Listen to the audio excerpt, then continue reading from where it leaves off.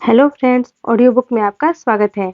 तो चलिए आज हम शुरू करेंगे एम लक्ष्मीकांत का नेक्स्ट टॉपिक चैप्टर 3 संविधान की अवधारणा कॉन्सेप्ट ऑफ द कॉन्स्टिट्यूशन। तो चलिए शुरू करते हैं आज का लेक्चर।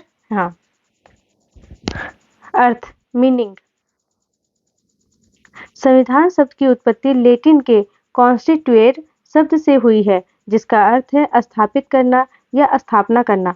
वर्तमान अर्थ के अनुसार संविधान शब्द सिद्धांतों का समूह है जो सरकार की व्यवस्था और कामकाज तथा सरकार और लोगों के बीच उनके अधिकारों और कर्तव्यों के संदर्भ में संबंधों को निर्दिष्ट करता है। संविधान को भूमि का मौलिक कानून, देश का सर्वोच्च कानून, देश का मूल कानून, देश का सरकार का साधन, देश का नियम, राजनीति की मूल संरचना, देश की मूलभूत मानदंड आदि के रूप में वर्णित किया जाता है। राजनीतिक शास्त्रियों और संवैधानिक विशेषज्ञों ने संविधान को इस प्रकार परिभाषित किया है। गिलक्रिस्ट संविधान नियमों या कानूनों का वह निकाय है जो सरकार की व्यवस्था, सरकार के विभिन्न अंगों में शक्तियों का वितरण और उन सामान्य सिद्धांतों का निर्धारण करता है जिनके आधार पर इन शक्तियों का उपयोग किया जाना है। गेलेट के अनुसार देश के स्वरूप को निर्धारित करने वाले मूलभूत सिद्धांत उसका संविधान कहलाता है। इनमें वह तरीका शामिल है जिसके द्वारा देश का गठन किया जाता है, सरकार के विभिन्न अंगों के बीच अपनी संप्रभु शक्तियों का वितरण, सरकारी कार्यों के कार्यक्षेत्र का दायरा और तरीका, और सरकार का उन लोगों से संबंध जिन पर उसका अधिकार उपयोग किया जाता है। विहर संविधान किसी देश की सरकार की पूरी प्रणाली का वर्णन करता है और उन नियमों का संग्रह है जो सरकार को स्थापित और विनियमित या नियंत्रित करता है। वेड और फिलिप्स संविधान विशेष कानूनी मान्यता वाला दस्तावेज है जो देश की सरकारों के अंगों के ढांचे या प्रमुख कार्यों को निर्धारित करता है और उन अंगों के संचालन को नियंत्रित करने वाले सिद्धांतों की घोषणा करता है। कार्य संवैधानिक विद्वान इलियट बुलमर ने संविधान के कार्यों या प्रयोजनों की कुछ बहुत अच्छी तरह से पहचान की है। उनकी सूची व्यापक है और इसमें निम्नलिखित बिंदु शामिल हैं। पहला, यह राजनीतिक समुदाय की सीमाएं घोषित और परिभाषित कर सकता है। दूसरा, यह राजनीतिक समुदायों की प्रकृति और अधिकार घोषित और परिभाषित कर सकता है। तीसरा, यह राष्ट्रीय समुदाय की पहचान और मूल्यों को व्यक्त कर सकता है। चौथा, यह नागरिकों के अधिकारों और कर्तव्य घोषित और परिभाषित कर सकता है। पांचवा, यह समुदाय की राजनीतिक संस्थानों को स्थापित और विनियमित कर सकता है। छठा, यह सरकार या उपदेश समुदायों की विभिन्न परतों के बीच शक्तियों को विभाजित या साझा कर सकता है। सातवां, यह देश की आधिकारिक धार्मिक पहचान की घोषणा कर सकता है और पवित्र या धर्मनिरपेक्ष अधिकारियों के बीच संबंधों को सीमांकित कर सकता है। आठवां, यह देश को विशेष सामाजिक, आर्थिक या विकासात्मक लक्ष्यों के लिए प्रतिबद्ध कर सकता है। विशेषताएं। अच्छे संविधान की कुछ विशेषताएं या गुण होते हैं, इन्हें नीचे समझाया गया है। संक्षिप्तता। पहला नंबर, संक्षिप्तता। संविधान सटीक होना चाहिए और इसमें अवांछित प्रावधान नहीं होने चाहिए। बहुत अधिक विवरण वाला लंबा संविधान इसके खंडों की व्याख्या में भ्रम पैदा करता है। अस्पष्टता। दूसरा नंबर, अस्पष्टता। संविधान को अपने प्रावधानों को स्पष्ट शर्तों में निर्दिष्ट करना चाहिए। जटिल भाषा इसको समझने में मुश्किल पैदा कर देगी। तीसरा नंबर, निश्चितता। संविधान में इसके प्रावधानों के लिए निश्चित अर्थ होना चाहिए। अस्पष्ट और अलग-अलग अर्थ उनकी व्याख्या में न्यायाधीशों के विवेकाधिकार को बढ़ावा देंगे। चौथा, व्यापकता। संविधान सरकार की शक्तियों के साथ-साथ नागरिकों के अधिकारों और कर्तव्यों को निर्धारित करने में व्यापक होना चाहिए। इसके विवादों और मुकदमों की गुंजाइश कम होनी चाहिए। पांचवा, उपयुक्तता। संविधान लोगों की जरूरतों और आकांक्षाओं को प्रतिबिंबित करने वाला होना चाहिए। यह राष्ट्र की ऐतिहासिक, सामाजिक, सांस्कृतिक, आर्थिक और राजनीतिक परिस्थितियों के अनुकूल होना चाहिए। छठा, स्थिरता। संविधान में राजनीतिक स्थिरता की सुविधा दी होनी चाहिए और इसमें आसानी से छेड़छाड़ की अनुमति नहीं देनी चाहिए। इससे नागरिकों को की संविधान के प्रति आज्ञाकारिता मजबूत होगी। सातवां, अनुकूलनशीलता। संविधान गतिशील होना चाहिए, ना कि अस्थिर। उसे बदलती परिस्थितियों और आवश्यकताओं के अनुसार खुद को ढालने में सक्षम होना चाहिए। यह एक जीवंत दस्तावेज होना चाहिए। वर्गीकरण। संविधान का वर्गीकरण। संविधान को निम्न प्रकारों से वर्गीकृत किया गया है। विकसित और अधिनियमित। विकास के आधार पर संविधान को विकसित और अधिनियमित संविधान में वर्गीकृत किया गया है। विकसित संविधान धीमी और क्रमिक विकासवादी प्रक्रिया का परिणाम होता है। इसके प्रावधान परंपराओं, प्रथाओं, सिद्धांतों और न्यायिक निर्णयों के रूप में निहित होते हैं। इसे संचयी संविधान के रूप में भी जाना जाता है और ब्रिटिश संविधान इस संबंध में एक अच्छा उदाहरण है।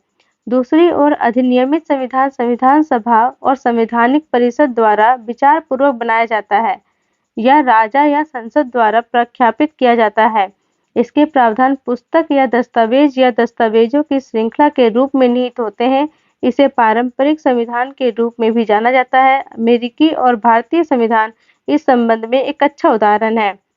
लिखित और अलिखित। प्रावधानों को शामिल करने के आधार पर संविधान को लिखित और अलिखित संविधान में वर्गीकृत किया जाता है।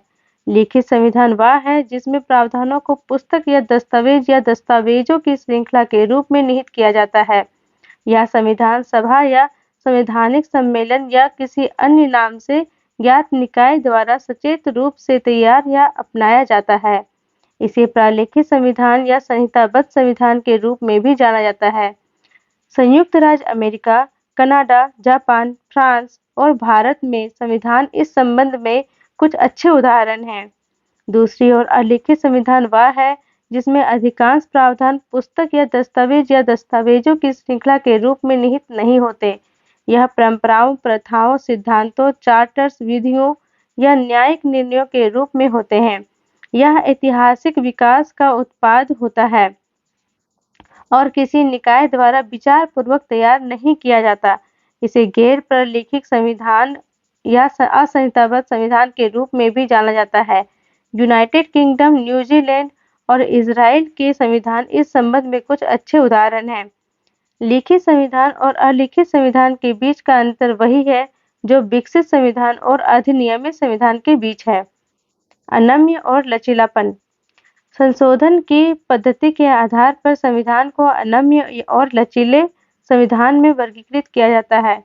यह वर्गीकरण लॉर्ड जेम्स ब्राइस द्वारा किया गया था। अनम्य संविधान वह है जिससे सामान्य कानूनों के तहत तरह संशोधित नहीं किया जा सकता। इसके संशोधन के लिए विशेष प्रक्रिया की आवश्यकता होती है। दूसरे शब्दों में यह संवैधानिक कानूनों और सामान्य कानूनों के बीच अंतर करता है। दूसरी ओर लचीला संविधान वह है जिसके सामान्य कानूनों की तरह ही संशोधित किया जा सकता है। इसके संशोधन के लिए विशेष प्रक्रिया की आवश्यकता नहीं होती। दूसरे शब्दों में यह संवैधानिक कानून या सामान्य कानून के बीच अंतर नहीं करता। लचीले संविधान को परिवर्तनीय संविधान के रूप में भी जाना जाता है।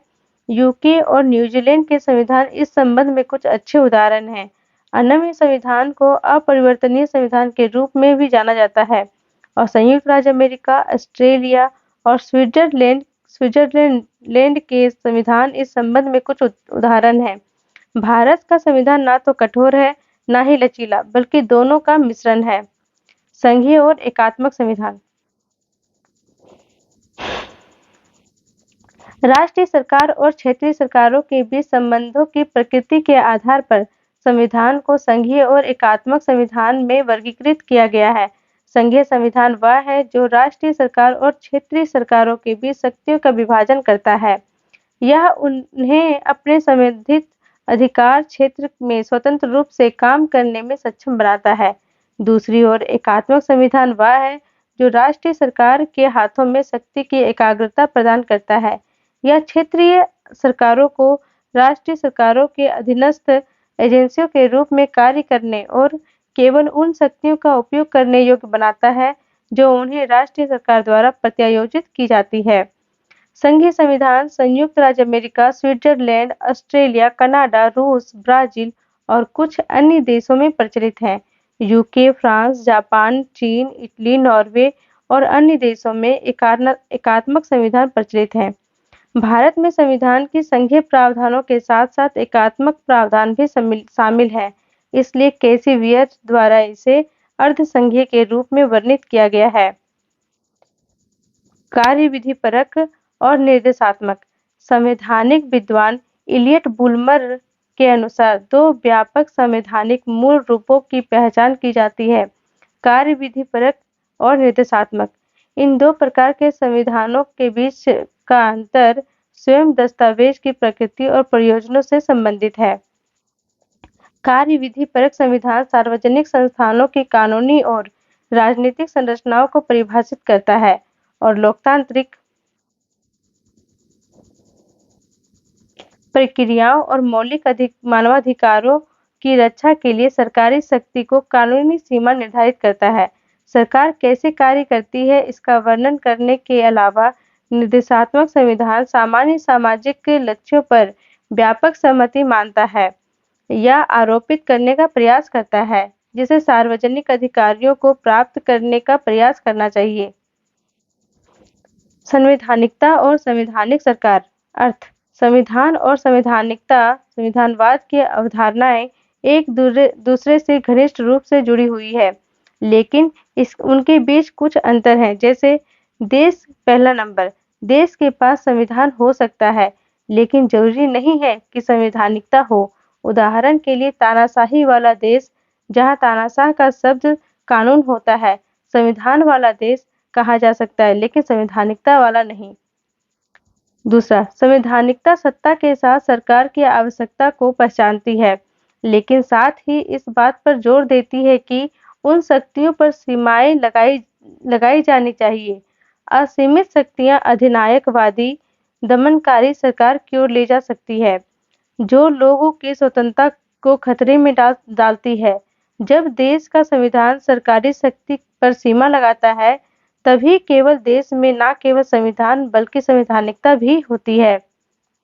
संवैधानिकता की अवधारणा संविधान द्वारा या उसके तहत शासित राजनीतिक है, जो अनिवार्य रूप से सीमित सरकार और कानून के शासन को मनमाने, निरंकुश, सत्तावादी या अधिनायकवादी शासन के विपरीत मानती है। संवैधानिक सरकार अनिवार्य रूप से लोकतांत्रिक सरकार होनी चाहिए। किसी व्यक्ति या संस्था के हाथों में मनमानी शक्ति, भले ही संवैधानिक दस्तावेज द्वारा प्रदान की गई हो, संवैधानिकता की अवधारणा का निषेध होता है। चौथा नंबर, संवैधानिकता राजनीतिक व्यवस्था चाहती है जिसमें सरकार की शक्ति सीमित हो। यह सीमित और इस कारण से भी सभ्य सरकार की अवधारणा का दूसरा नाम है। संविधान का वास्तविक औचित्य सीमित सरकार होने और उन लोगों की आवश्यकता है जो कानूनों और नियमों के अनुरूप शासन करते हैं।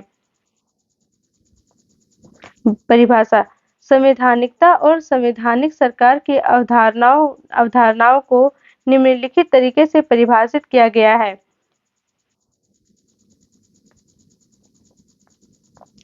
फ्रेडरिक: संवैधानिकता सरकारी कार्रवाई पर प्रभावी प्रतिबंधों की प्रणाली प्रदान करती है। यह निष्पक्षता सुनिश्चित करने वाले नियमों का निकाय है और इस प्रकार सरकार को जिम्मेदार ठहराता है। रूसेक: संवैधानिकता का अर्थ अनिवार्य रूप से सीमित सरकार है। यह शासकों की असीमित इच्छा वाली सरकार का विलोम है। प्रतिबंधों की प्रभावशीलता के वास्तविक रूप के बावजूद यह सरकार की मनमानी के विपरीत सरकार पर सीमाएं मानता है। वियर: संवैधानिक सरकार का अर्थ संविधान की शर्तों के अनुसार सरकार से कुछ अधिक है। इसका अर्थ है सरकार की मनमानी के विपरीत नियम के अनुसार सरकार। इसका मतलब संविधान के शर्तों तो द्वारा सीमित सरकार, ना कि केवल सत्ता का उपयोग करने वाले की इच्छाओं और क्षमताओं तक सीमित सरकार। यबेमा सरकार के केवल उस रूप को संवैधानिक रूप में वर्गीकृत किया जा सकता है जब शासक नियमों और सिद्धांतों के निकाय के अधीन होते हैं जो उनकी शक्ति के उपयोग को सीमित करते हैं। संवैधानिक सरकार मनमाने शासन का विलोम है। तत्व संवैधानिक विद्वान लुईस हेनकिन ने संवैधानिकता के 8 तत्वों, विशेषताओं या सिद्धांतों की पहचान की है। इनका उल्लेख नीचे दिया गया है। 1 नंबर लोकप्रिय संप्रभुता, कानून का शासन। दूसरा कानून का शासन। तीसरा लोकतांत्रिक सरकार, जिम्मेदार और जवाबदेह सरकार। चौथा शक्तियों का पृथक्करण, नियंत्रण और संतुलन। पांचवा स्वतंत्र न्यायपालिका। छठा सेना का नागरिक नियंत्रण। सातवां कानून और न्यायिक नियंत्रण द्वारा शासित पुलिस। आठवां व्यक्तिगत अधिकारों का सम्मान। इसमें हम कुछ चीज देखे हैं वो हम बता देते एक बार अच्छे से।